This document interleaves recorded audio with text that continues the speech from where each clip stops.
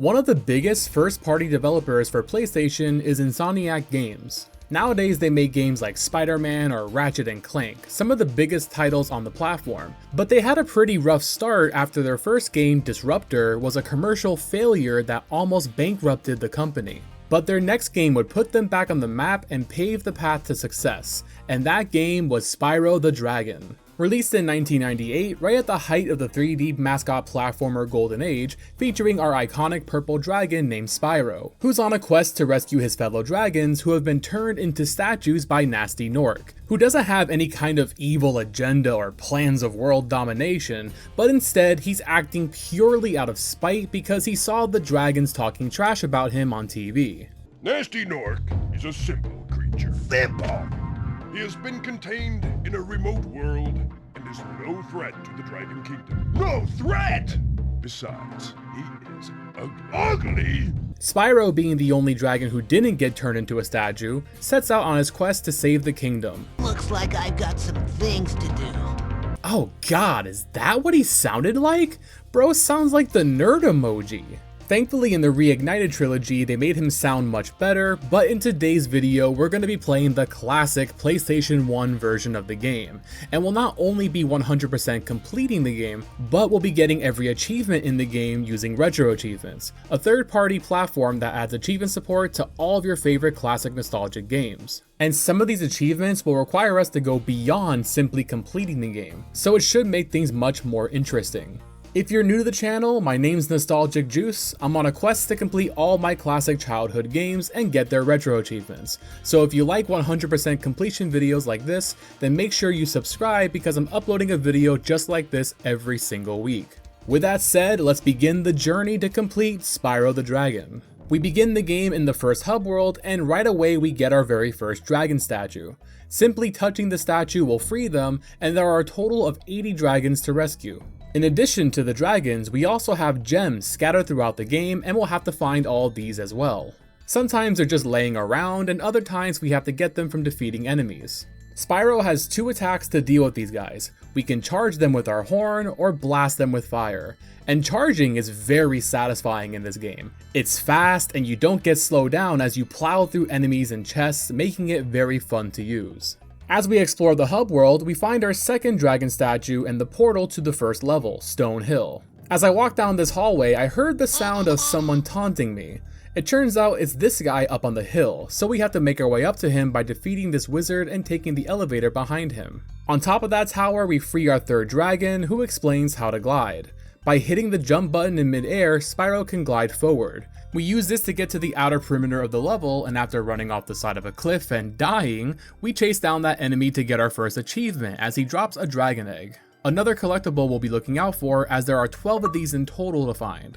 The next dragon is here next to the level's exit, but we're not done yet as there are still things to collect and more dragons to find, like in this room where we have to do a little smash and grab before freeing another dragon. Along the beach behind where we found the level's exit, we find some more gems and a key.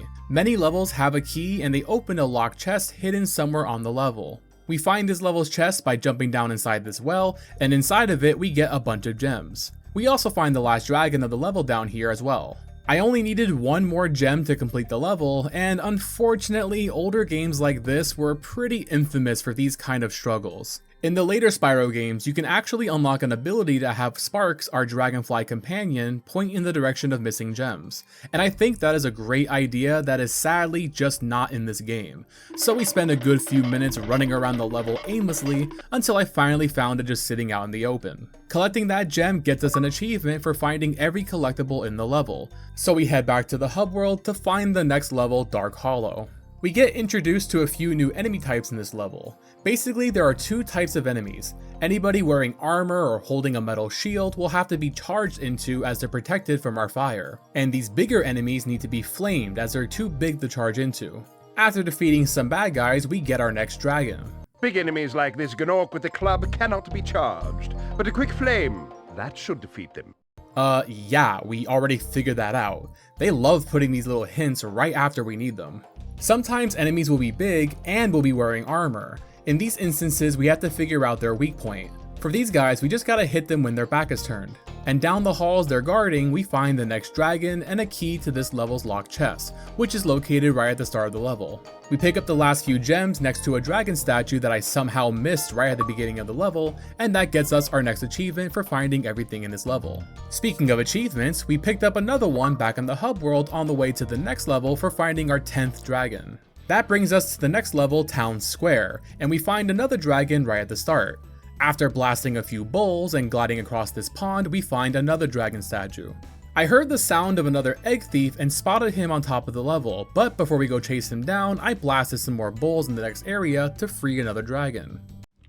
Spyro, did you see a man dressed in blue running around here?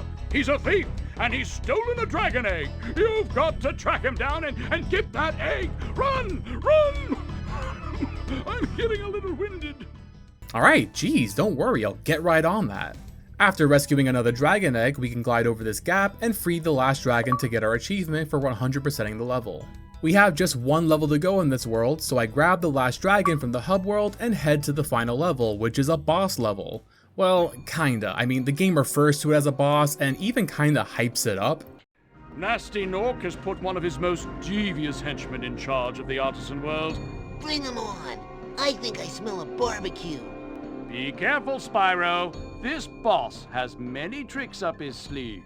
But these bosses are really just fancy enemies. The wolves he hides behind are more of a threat than he is. I actually died to these guys because I'm not used to the enemies being this fast. But the boss himself is literally just a sheep on stilts. The only thing that makes him a boss is the fact that we need to hit him 3 times in order to beat him. But that's where retro achievements comes into play, giving us an extra challenge to defeat him without waking up the wolves. Now this is tricky because we have to run around in circles around them as we chase Toasty, and each time we hit him he gets faster, so we have to make our circles tighter to catch up with him, but if we get too close, the wolves will wake up. The first 2 hits aren't much trouble, but he gets really fast by the 3rd hit. What I ended up doing was trying to get ahead of him after the 2nd hit because he always runs to the same spot before he starts trying to evade us. So after a few tries, I managed to cut him off and we defeated him without disturbing the wolves for another achievement. All I had to do now is pick up the rest of the gems for this level's completion achievement and we're officially done with World 1. Well, almost done anyway, because there's actually one more secret level in this world that we can access by jumping on all these stones near the waterfalls. But this is no ordinary level. Each world has a special level with a flying challenge. In these levels, rather than gliding, Spyro takes flight and we have to complete all the objectives in a time trial. For this one, we have to break all the trains, fly through all the gates, shoot down all the planes, and break all these chests. Each time we make progress, we get a few seconds added to the clock, and the goal is to get everything done in one attempt. At least that would be the goal if this was a normal playthrough, but for retro achievements, we have the additional challenge of doing it all within 1 minute and 40 seconds. So we had to do a lot of trial and error to figure out what was the best way to do everything. So to start, I break the first 2 trains, then fly through this gate. Then I head back to the tracks to take out the last 2 trains, then head left to take out all the airplanes. Once they're all done, we go back to flying through the rest of the gates, and the last one has us right outside the tunnel leading to the treasure chest, which I saved for last, since we save time not having to fly back out of this cave. And after breaking the last one, we get our achievement, as well as another achievement just for clearing the level. I really like these flying levels. It's nice to break up the pace once in a while. These ended up being our hardest challenges as far as retro achievements is concerned, since each level has an additional time trial achievement. But these don't demand absolute perfection, so they're challenging, but they just take some practice. With that level done, now we are officially done with the first world. So we hop on our hot air balloon to the next world, and I just want to point out how cool it is that the loading screens are hidden behind these transitions. It doesn't look like much for today's standards, but loading screens on the PlayStation 1 were very long, but you don't even notice the loading screens in this game. We find another dragon right at the entrance of the next hub world, which is some kind of battleground complete with cannons and enemies that will run for cover inside these huts, which are no match for our fire breath. And it's not long until we head to the first level, Cliff Town. I really like how this game makes slight changes to the enemies in each level. It's always the same concept, metal armor wielding enemies need to be charged, and then large enemies need to be flamed. But visually, they change to fit the level's environments. Before, it was medieval style soldiers wielding shields, and now it's like these bullfighters with metal capes. After fighting a few enemies, we chase down another egg thief for another dragon egg, and we find the next dragon statue in the same area. As I continued up the level collecting gems along the way, we got an achievement for collecting a total of 1200 gems. Shortly after that, we find another dragon who was just a total jerk for no reason. Hey, what's on the other side of that river? Why don't you glide there and find out?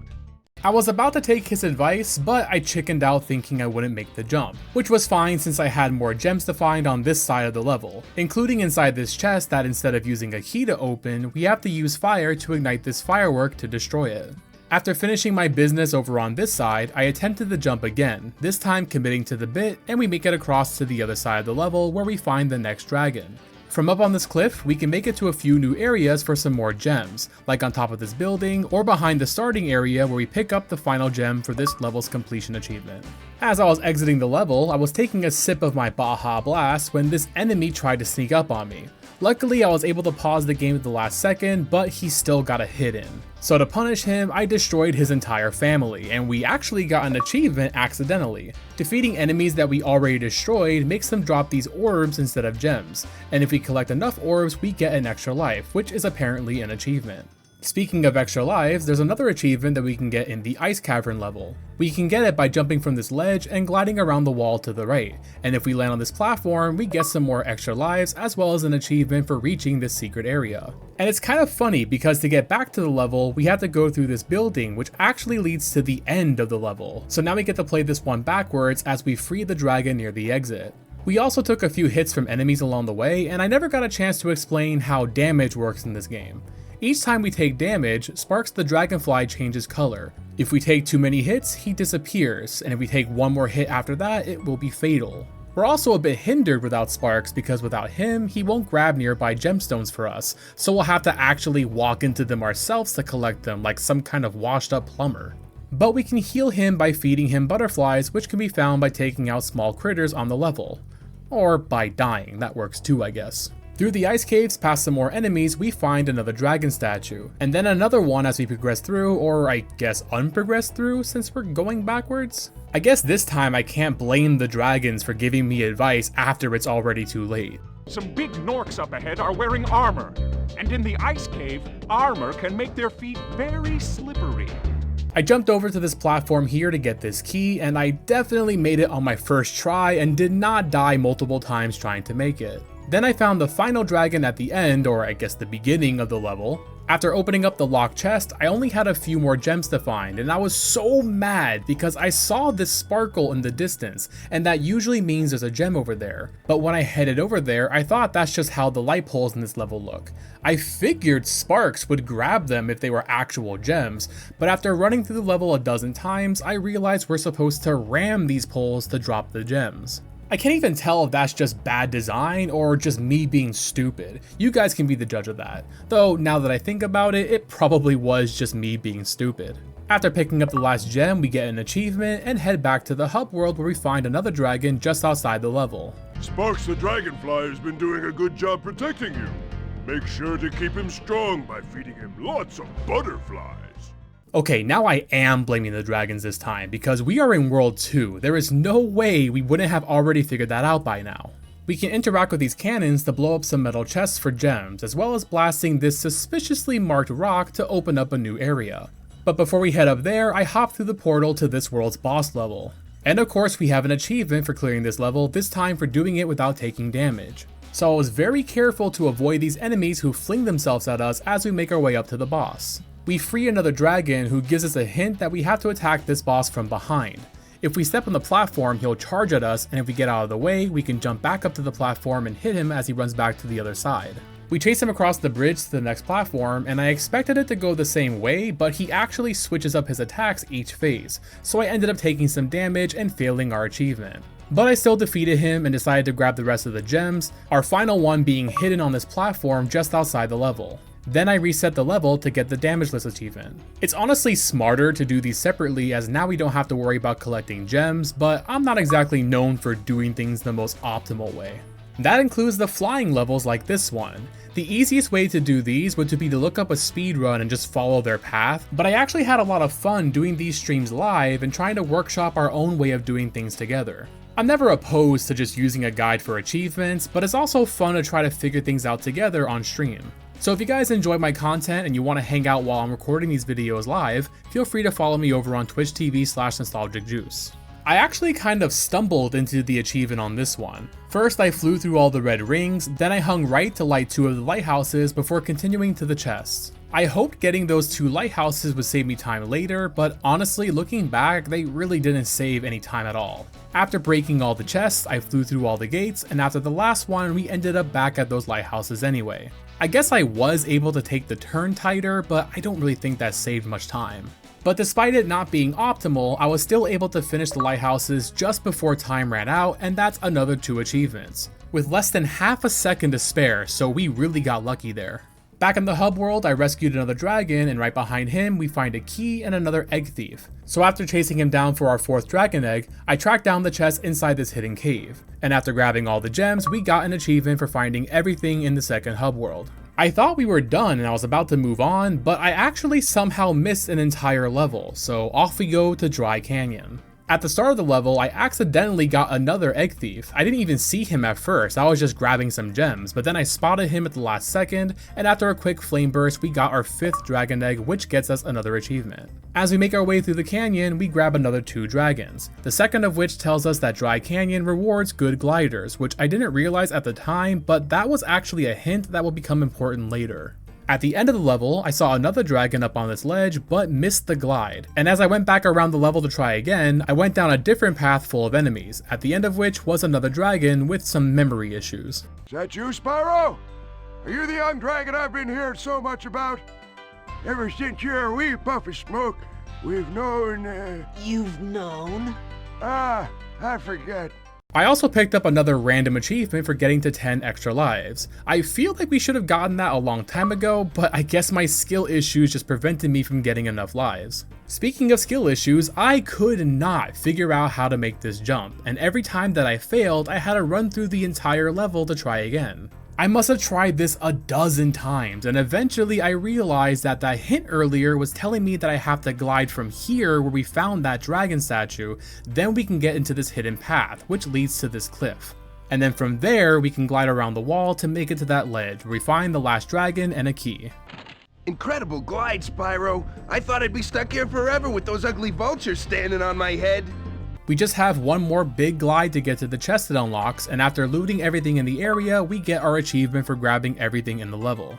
And now we're officially done with World 2, so we hop back in our balloon and we're off to the 3rd world, Magic Crafters. We're greeted by another egg thief who we chase down for our 6th dragon egg, and then we freed the 1st dragon in the new hub world. This hub world has these spellcasters that change up the terrain, and we need to find a way to attack them from behind to defeat them. As I explored, I found another egg thief and chased him down for our 7th dragon egg. Then I rescued another dragon who teaches us how to use these dash pads. If we do a charge attack down these, we get a big boost in speed. When trying it out, I stumbled into the next dragon statue. I made it all the way to the end of the hub world, and we actually have enough things collected to skip this world entirely and move on to the next, but we're of course not gonna do that. So I headed back to check out the first level, High Caves. We take out a few enemies, then freed the 1st dragon, then we got some platforming as we have to glide across these moving platforms being controlled by these spellcasters. We free another dragon outside this cave, which is home to these metal spiders. These guys are immune to both our flame and charge attacks, so we'll have to use a nearby dash pad to get a supercharge to deal with them. Which was my first time using these dash pads in an actual level, so it took some getting used to. Some of the bugs are inaccessible to supercharge, so to deal with them, we have to first get a kiss from this fairy, which turns Spyro red and turns our flame attack into a super flame, strong enough to take out the bugs. Honestly, relatable, that's how I felt the first time I kissed my wife. Taking out all the bugs also gets us another achievement. We use that same supercharge to jump across this big gap, and then we free another dragon. Try combining supercharge with jumping and gliding, and really explore the high caves. Yeah, we already figured that out. How do you think I got over here? Using that same dash pad one more time, we jump to the right this time to make it to this other area where we have an egg thief we have to chase around this pond for our 8th dragon egg. Then I glided over to this cave where we find another egg thief. As I chased him around, I collected the last few gems in the level, and all that was left was to get that 9th dragon egg. So once I caught up to the thief, we took him out and got the achievement for completing the level. And we waste no time jumping into the next level, Alpine Ridge, where I got baited into running off the map by this enemy near the ledge, but don't worry, I definitely learned from my mistakes. We got another dragon statue, and then we have to time our jumps as we navigate through the level, otherwise these spellcasters will block our path. After getting through them, we get the next dragon statue, and then we make our way to the top of the level for the next one. From here, we can glide down to this area where we find the last dragon statue. 3 dragon statues in a row, this level is just handing them out like they're candy. We have another egg thief to chase down for our 10th dragon egg, and this chase went on a little bit longer because I was greedy and wanted to detour for all the gems, but eventually we caught up to him and got the egg. I was also really dumb because I thought we had to glide from that same high point to get to these platforms for some gems, but we can simply just jump from the cave entrance. The last few gems were off to the side here back at the start of the level. We just have another bit of platforming to do with these timed stairs, and after that we get the last few gems for this level's achievement. Next up is this world's flying level, Crystal Flight. Our time to beat is 1 minute and 15 seconds. For this one, I go through the rings first since they're right there, then go through the first 5 gates. After the 5th one, I turn left and start breaking the nearby chests. After the 3rd chest, I break off again to take out the planes, making sure to go against the grain to cut down some time. It makes getting them all harder, but the time I save is worth it since chasing them from behind would be a lot slower. We take out as many planes as we can up until we reach this gate, then we loop around to take out the rest of the planes. I planned to go through that gate first, but I felt like I didn't have enough time, so a small mistake there, but I was able to turn around for it. From there we just have to get the last few chests, and then we finish with 4 seconds to spare. Definitely the hardest flying level so far, since we had to do a lot of trial and error to figure out the order, and we switched back and forth between objectives a lot this time, but it was a fun one to figure out. Back at the hub world, I found a key inside this hidden area, and I thought it would open up this chest, but it didn't. So I explored a bit and found this hidden cave that we can glide to, and that's where the locked chest was. In order to get that other chest, we have to use the dash pads to get a supercharge, then make it through the cave to smash it. And once we did, that gets us the achievement for finding everything in the hub world. Now it's time for this world's boss, Blowhard. Our challenge this time is to get to the top of the mountain in less than 30 seconds, but first I play the level normally just to get all the gems. I didn't even realize this was the boss at first. He literally just looks like a regular enemy. We free the 1 dragon statue in this level, and then we chase Blowhard up the mountain and defeat him, then pick up the last gems near the exit for the completion achievement. Next we reload the level for the speedrun achievement, and I ran out of time before I even made it through the cave, so clearly there's a shortcut that I missed. After exploring a bit, I figured out there's a shortcut right by where we attacked the boss for the first time. But I still just barely missed the achievement. The trick here is with the shortcut, we don't even have to fight the boss, so that saves a few seconds, and on my 3rd attempt, I was able to speed through the level, and when we reached the top, we got the achievement. Once again, I thought I was done, but I missed a whole level, so we headed to Wizard Peak. We free the first dragon statue, and then we get to use these dash pads, which are very important in this level. We have to make a lot of far jumps by using these, like this one that leads to a platform with not only gems, but a very odd egg thief who instead of running away from us is just hiding behind the wall. Which honestly would work pretty well if it wasn't for the fact that he still makes the taunting noise, which kind of gives away his position. We glide down from the platform and free the next dragon statue, and then blindly explore using the dash pads, and somehow manage not to die here as I just launched off this ramp having no idea where I was supposed to go. But I saved it because I'm an epic gamer. I found the last dragon near the end of the level, as well as the final egg thief, getting us the achievement for finding all the dragon eggs. We have to make this jump to get to the rest of the gems, but I could not figure out how to make it. I tried everything I could think of and ended up wasting almost all my lives trying to make this jump. While I was experimenting, I realized the flames emitting from Spyro's feet change color if I chain multiple dash pads together. And that was the solution I was looking for, because when I chained 2 dash pads together, we got launched way farther and made it to the platform. All that's left now is to head back to the start, where there's a side path that we can take for some more gems along the sides of the building. Then we take one more leap of faith to get to this last enemy, and we pick up the last gem for this level's completion achievement.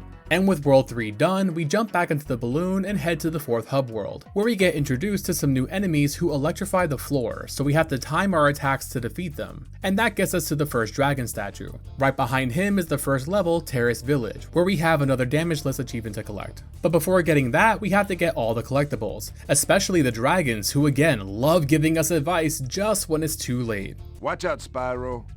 The Norks in these parts have discovered the power of electricity, and it really stings. I make my way through these zappy enemies and get to the next dragon statue, then we need to get to the top of the level and glide to the top of this building. From on top of that building, we can glide to these other rooftops, which have these fireworks that we need to ignite to destroy some metal chests. After getting all the gems, we get our completion achievement, and now it's time to restart the level for the damageless achievement. This level has a lot of enemies, none of them are incredibly difficult, but we just have to have patience as running through the level quickly is what kept getting us attacked. I'm really glad the developer of these achievements didn't put a damageless achievement like this in every single level like a lot of devs do. Oftentimes they're more annoying than difficult, but a few of them sprinkled in is a nice challenge. The hardest part of this level was timing the electric enemies when they're far away and we have to glide to them. This one hurt the most since it's right at the end of the level, but on my next attempt I made it past and we beat the level and got the achievement. Our next level is Misty Bog, where we're introduced to a new type of enemy that are super annoying. We have to avoid getting too close to them or they'll gobble us up if we don't flame them quick enough. But hey, at least defeating them gets us another achievement for getting to 6,000 gems. And oh look, we get another achievement for freeing our 50th dragon statue. And we get a super satisfying chain of enemies that we can charge through. Alright, you know what, maybe this level's not so bad. We free another dragon statue and then have some more enemies, and I actually died here. These later levels, they're doing a good job at putting enemies who complement each other together. These armored enemies up at the front are simply here to distract us as the other enemies charge in from behind them. A really clever way to trick the player into taking damage. I'll tell you what to do with those creatures. Smash them, Spyro! Stamp them out and squish them and squash them! How about charge them and flame them? We are dragons after all. Another thing that I really like about this game is all the little animations enemies have, like this guy who's trying to trap a chicken for some dinner. I feel like so many modern games have enemies that just feel so stiff and lifeless. Small details like this go a long way and make these worlds feel much more lived in. The next area has tons of enemies and I was down to my last hit. Do I just go for it, y'all? Do I just like charge and just hope for the best? Nope! That is not what we do! I got through there and rescued the last dragon statue and picked up the last gems at the very top. But we're not done yet as we have one more achievement for gliding all the way down to this platform in the distance. And this time we need Sparks at full health because we have to take a little bit of damage along the way just to make it. And there's not even anything over here. I spent 10 minutes trying to make this jump for an achievement worth a single retro achievement point. With that done, we head back to the hub world and get to the next level, Treetops. We freed the first dragon who tells us that this level is all about the supercharged dash pads. And shortly after that, we get to a jump that we're just barely not able to make with a single dash pad. So we have to go all the way to the back of the start to get to the first dash pad, then we jump to the right to take this path. That leads to a second dash pad, and with both pads stacked, we're able to make that jump. But in hindsight, I don't think we're supposed to do it this way since there's nowhere else for us to get to. There's another ledge, but even with chain dash pads, we can't jump that far. It turns out at the very start of the level, I missed this bridge that leads to another part of the level. So we go that way and free another dragon statue, then take the next dash pad, and down the path we get to that ledge I tried jumping to earlier, so I was right, this is probably the way you're supposed to get to that earlier area. But there's one more area that we have to get to, and I saw this little side ramp that clearly looks like that's how we're supposed to make the jump. I just had to figure out how to chain the super dashes to actually get there. I tried to reverse engineer it, figuring out where I need to make the jumps, and eventually I figured it all out, but ended up losing all my lives trying to execute it. So our first game over of the run, but that's not even the worst part. When I reloaded the level, I saw another egg thief that I must have missed the first time, but he doesn't have an egg since we already got all those. But had I noticed him the first time, I would have chased him, and this guy shows you the correct path to take to get to that area. I would have saved so much time had I realized that sooner. Hey Spyro, did you know you can follow that guy and he'll show you how to get here? I chase down the thief who this time has the last gem instead of an egg, and we get the achievement for finally completing the level. Before heading back to the hub world, this level also gives us an opportunity to glide for more than 5 seconds and still land on the ground, which is another achievement. There's probably a lot of places you can get this one, but now's as good a time as any. We head back to the hub world and free another dragon, and then jump down this hole to get to the next flying level, Wild Flight. Our time to beat is 1 minute and 10 seconds. This one's a little interesting because we have these boats that go on the same path as these gates. I often found myself not being able to get them both if the boats weren't lined up right. You can't really slow yourself down when flying, but we can do a backflip if we need to give the boats more time to get ahead, and honestly, it looks so sick, but it is kind of slow. So what I did here was first take out the 2 boats in the starting area, then go against the grain to try to take out as many as I can. Once I get to the room with some gates, I made sure to fly through 2 of them to give the last boat time to make it into this room. That way I can get him before the rest of the gates and not have to try to juggle them both at the same time. Then we take out 6 of the chests, after which we switch to the first set of planes that are going through this tunnel. As soon as all those planes are done, we have to take a hard right just as we exit the tunnel to get the last 2 chests. Then we head up to the other set of planes. It was a lot to remember, but we ended up finishing with a time of 106, and that's 2 more achievements. Next we have our boss level, and the challenge is to do it without taking any damage, which we failed immediately on the first run, which is fine, we're gonna have to replay it anyway after getting all the collectibles. So I freed the dragon statue and went to go face Metalhead, and this time the boss is actually kind of a real boss fight. We have to dodge his attacks and then take out all these power cores around him, timing our attacks so we hit them when they're green and not red. It took us until World 4, but finally we got a real boss fight in this game. We defeated him and grabbed all the gems for our first achievement, and then reset the level so I can try to do it damageless. I figured out that we can use his own attacks against him to destroy the power cores, so I decided to play it slow and safe. After a few minutes, we got him to defeat himself, and we cleared the level without taking any damage for another achievement. And after picking up the rest of the gems in the hub world for another completion achievement, we move on to the next world, Dreamweavers, where the enemies alternate between big and small, so we have to time our attacks to defeat them. I pick up the first dragon, then head to our first level, Dark Passage. This level introduces the Fools. They can't be destroyed, but attacking them will have various effects. In this case, it turns them into lamps to light the room, which affects the other enemies in the area. Like these dogs, who in the dark turn into these big red scary enemies, but when the light's on, they're just little pups. As we make our way along the main path, we pick up 2 more dragon statues, then I die to another enemy who gets big when the lights go off. After respawning, I made my way to the end of the level to get another dragon statue. From here, we can glide into this hidden area where I got shot dead by this demon-looking Cupid enemy. After dealing with him, we can glide over to this other area and take out a row of defenseless pups, and get to our next dragon statue. Then we have one more platforming section to go, and at the top, we get the last dragon statue. After lighting this firework to destroy a metal chest, I realized I only had 2 gems left, so clearly I missed one. So I had to retrace my steps, and after about 10 minutes of searching, I found it tucked away in this corner to get our achievement. We head back to the hub world and waste no time getting to the next level, Lofty Castle. These armor-wearing enemies think they're smart by hiding in the air, but we can just pop their balloons to defeat them. This level also has several fairies trapped in cages that we need to free to open up more of the level. Once we get all the fairies in the area, they activate lifts to help us get around. Using one of those lifts, we free another dragon, then take out another satisfying row of enemies and head inside the castle, where we have to glide down this hall, taking out enemies and freeing more fairies. That gets us to the next dragon statue, and now we have access to a supercharge ramp, and I definitely misunderstood what direction we were supposed to be going in, but that's okay, we have another area to clear with another dragon statue first anyway. And I ended up forgetting about this and made it all the way to the end of the level, and I wanted to point out something cool that I noticed about this game. Older PS1 era games often suffered from a poor draw distance, which is how far away you can see things. Like when you're playing Sonic Frontiers and the buildings just kind of pop up out of nowhere once you get close to them. Except in older games, they have an excuse for this because of the hardware limitations of the PlayStation 1 or the Nintendo 64. But this game fixes this by having the glimmer of faraway treasure still visible even when it's not loaded in because it's too far away. That way you can get to a nice vantage point on the level and look around to figure out where to go next. It's a nice feature that was pretty ahead of its time, honestly.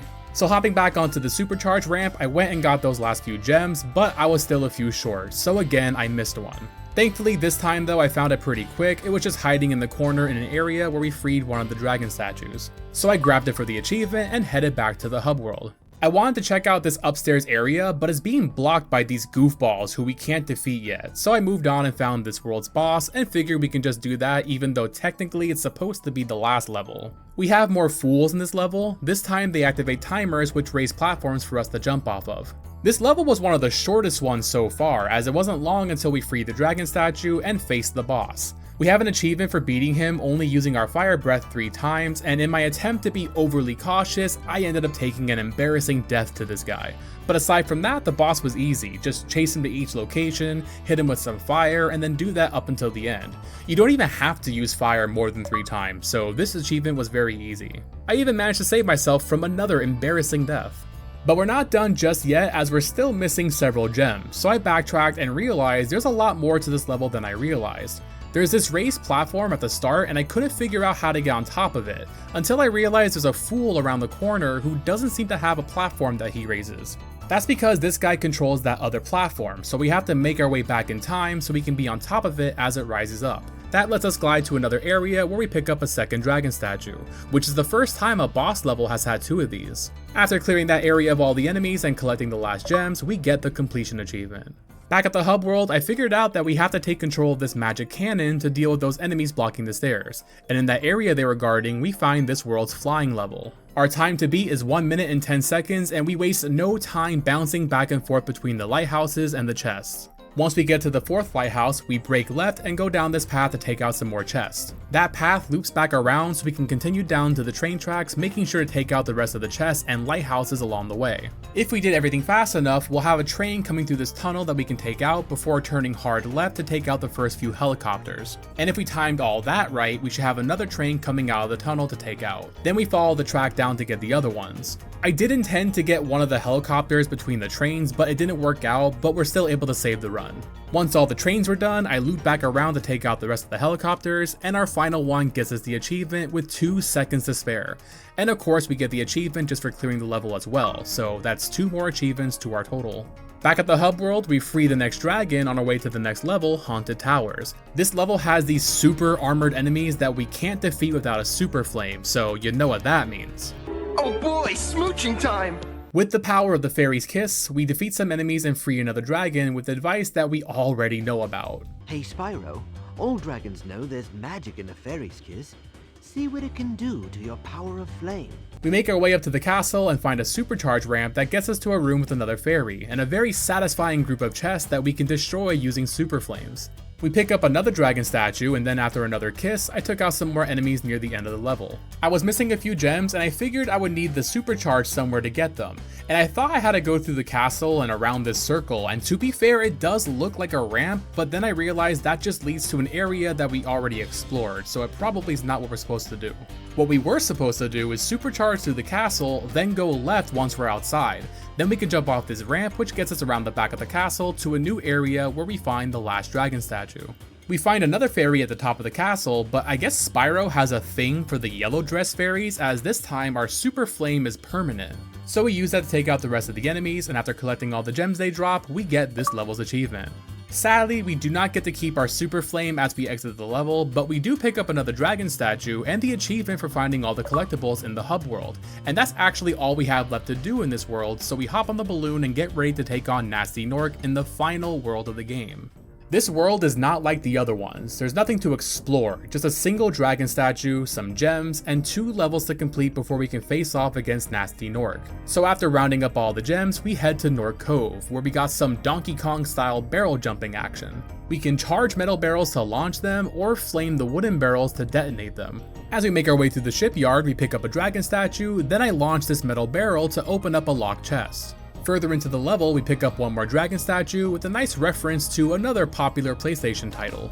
I always believed in you, Spyro. You gotta believe! In the next area, we get this nice row of enemies that we got a very satisfying chain reaction on for blowing up all their barrels, and after failing a jump or 2, we reach the end of the level, with 6 gems remaining. So I had to do a bit of backtracking and ended up finding them at the very start of the level. I don't know how I missed these ones, but grabbing them gets us our achievement, and we have just 1 level to go. And this time, the enemies are not messing around. They literally brought out the big guns for this level. And they're using wall hacks, because this guy started shooting me before I even went around the wall. We free another dragon halfway through the level, and then we get to a bridge which we can raise or lower using our flames. I wasn't too sure what the point of that was until we got to a supercharge ramp behind this other dragon statue. So with the supercharge, we can use the raised bridge as a ramp to get to the upper floor of this building. Outside of it, there's a small ledge with an extra life, and we actually get an achievement for finding this. I didn't even know this was an achievement, so it was a really nice surprise. After struggling to fight for my life in these close quarter areas against multiple gunslinging enemies, we eventually make our way to the end of the level. And after a short backtrack to pick up a gem I missed, we get this level's achievement and we're done with Twilight Harbor. Well, almost anyway, because we actually have one more achievement for clearing the level without taking damage. And they could not have picked a better level for a damageless challenge, as these enemies are hard to dodge. Getting through these close quarter areas was probably the hardest part, but the trick is you don't have to defeat every enemy, we just have to get past them, which is still pretty hard, especially when they're attacking from off screen. I eventually learned to save time, you can supercharge through this room, and that skips 2 very annoying areas, which is super helpful. That last stretch is still pretty difficult, but it just takes some patience and practice to learn the attack patterns. Honestly, the worst part is if you fail, you have to exit and re-enter the level to try again, which takes like a minute of loading screens. But eventually we got the run and made it to the end to get the achievement, so now we're done with Twilight Harbor. And now it's time to take on Gnasty Gnorc. We have an achievement for beating him in a time limit, but we're going to get that on a second run as we have to collect all the gems like every other level. To even get to Gnasty Gnorc, we have to chase down this thief who has a key. That key unlocks another door where a second key thief is waiting for us. Once we chase him down, we can get to Gnasty Gnorc and chase him down as well. Even the final boss of the game is still just the guy that we have to chase through the level. Once we catch up to him, we attack him, and then he runs down a different path where we have to jump our way through these retracting platforms. Once we have him cornered and there's nowhere left to run, we can deal the finishing blow, and we have officially beaten the game. We get 2 achievements, one for defeating him and one for 100%ing his level, and then we get the ending cutscene. But the game's not quite over yet. We have one more dragon statue to free who can be found back in Gnasty's hub world now that we finished the game. So that's another 2 achievements since we got our final dragon, and now we've gotten all the collectibles in Gnasty's hub world. Now we head back to fight Gnasty Gnorc again. This time we have to do it in 1 minute and 55 seconds without taking any damage. This sounds really hard, but is actually one of the easier ones. Gnasty doesn't even attack us half the time. The real challenge here is getting those 2 keys quick enough, but even that isn't too bad. The only time Gnasty ever attacks us is at the very beginning before chasing the key thieves, but you have to be standing still to even get hit here. And then he attacks again once he's cornered, which is the only time you really have to worry, but just dodge the one attack and you're fine. I ended up doing it in 1 minute and 45 seconds on my first try, so definitely a much easier challenge than I thought. And that leaves just one final achievement, and we'll find it in the final level of the game. Something that every Spyro game in the original trilogy does, which I absolutely love, is ending with one final secret level, which is a treasure vault. There are 2,000 gems to find and collect here in this level. And the unique thing is we can fly in this level instead of just gliding, but we can't fly freely like in the flying levels. We can only fly as high as where we started the jump. So we have to navigate through the level, chasing down thieves who have keys that open up more of the level to us, including some thieves that get airplanes that we have to chase down. All the while we're collecting hundreds of gems along the way. And there's no time limit or anything to stress us out, so we can just fly around and pillage and plunder everything at our leisure. And the final room has like a dozen fireworks that we can blow up for a huge amount of gems, and it's just so satisfying blowing them all up and collecting that many gems at once. And once we get them all, we get our final achievement for getting all 2,000, and with that we have officially mastered Spyro the Dragon, making this our 10th mastery on retro achievements. This game is such a classic, and I had a ton of fun replaying it. I do love the Reignited trilogy, and there's definitely some quality of life improvements like Sparks being able to detect gems, but there's also a charm to the classic games that just can't be replicated. I think when you have older games like this, and they got that crunchy, low-resolution PS1 graphics, your imagination has to fill in the blanks, and I think that's why so many people will remember older games looking way better than they actually do. Not that I dislike the style of modern games, but I'm always going to be nostalgic for these classic low-polygon graphics. If you guys enjoyed this video, make sure you let me know down in the comments. I'd love to cover the other 2 games in the trilogy sometime in the future, as they both have retro achievement sets as well. And if you want to watch me play more nostalgia games like this live, feel free to follow me over on Twitch. I might even play the Reignited trilogy over on there soon, just because I'm in a Spyro mood lately. And for any fellow retro achievement enthusiasts, feel free to follow me over on Retro Achievements if you want a sneak peek at what I'm playing for future videos. That's gonna do it for today's video, gamers. I really hope you guys enjoyed it. If you did, I would really appreciate a like and a comment. Those really help the channel get pushed to more people. If you don't know what to comment, tell me your favorite Spyro game in the original trilogy. And if you haven't played those, go do that first, then comment which one was your favorite. And if you're new to the channel, make sure that you subscribe because I am uploading a video just like this every single week. Thank you all so much for watching and supporting the channel, and I'll see you guys on the next one. You know what they say, for every good battle, you need a good adversary. And I felt that Nasty, in spite of his misguided nature, was a worthy opponent. Uh-oh.